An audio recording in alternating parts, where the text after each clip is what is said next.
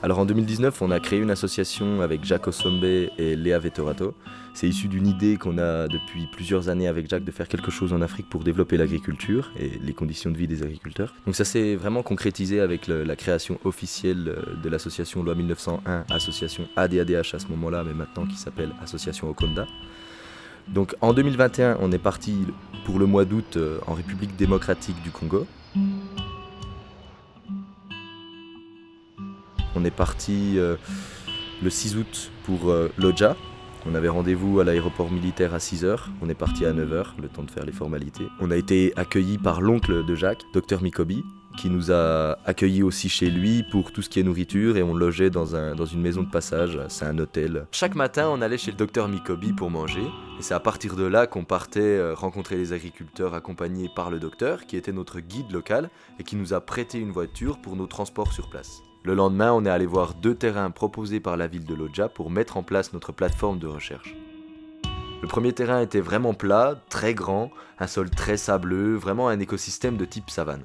Le deuxième terrain présentait un sol beaucoup plus riche, plus argileux, il avait déjà été défriché par la population et il se situait au bord de la rivière Lukenya. C'est donc celui-là qu'on a choisi. Dans les jours qui ont suivi notre arrivée sur place, on a mené pas mal d'entretiens auprès des agriculteurs pour discuter avec eux des problématiques qu'ils rencontrent.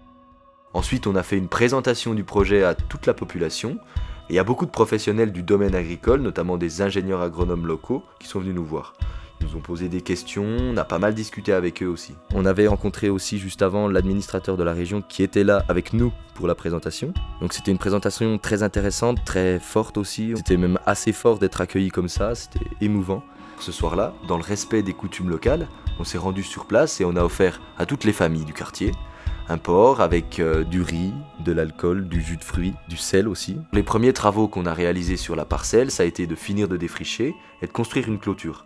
Pour ça, on a embauché des travailleurs du village qui sont allés chercher les piquets et les lianes nécessaires par exemple. Alors l'intérêt de la clôture, c'est de montrer que c'est une institution d'intérêt public qui est en train de s'installer et qu'il y a des recherches qui seront menées à cet endroit. Ensuite, on a construit une petite maison pour un gardien. Le gardien, c'est vraiment un élément fondamental parce que c'est lui qui sera sur place tous les jours, qui va réaliser les travaux journaliers et qui va apporter son soutien aux agronomes. Alors le terrain en question fait 1,36 hectare.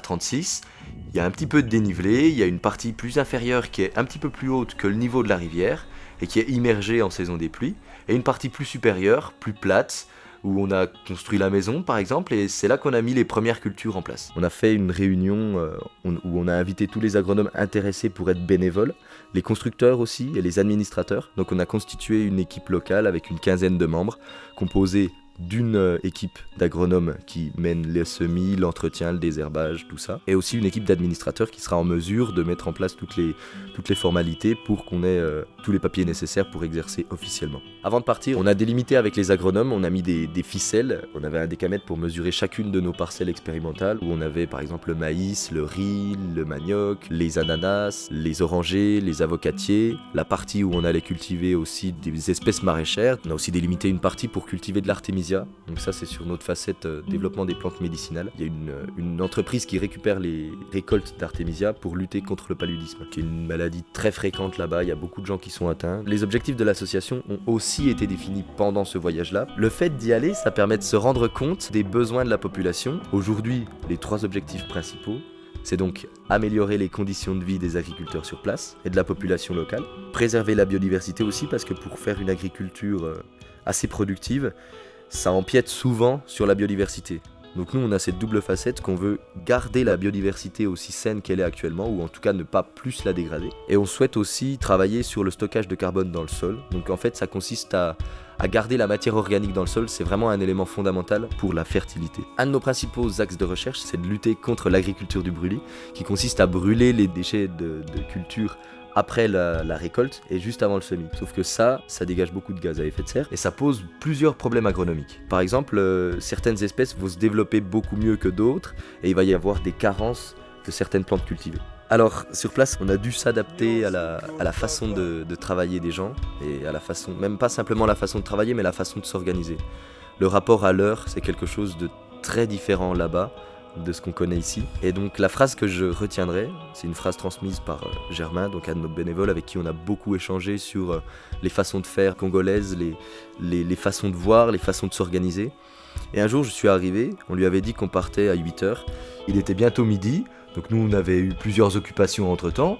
Et là, je lui demande, mais Germain, ça te dérange pas, ça fait bientôt 4 heures que t'attends, la voiture n'est pas arrivée, on n'a pas pu partir. Et là, il me répond, l'impatience vole la longueur du temps, Samuel. Et je me suis dit, si j'avais une phrase à embarquer avec moi, ce serait ça. Si t'as compris ça au Congo, là, t'es en mesure de travailler avec la population. Parce que la façon de voir des gens, c'est que tout finira par être fait en temps voulu.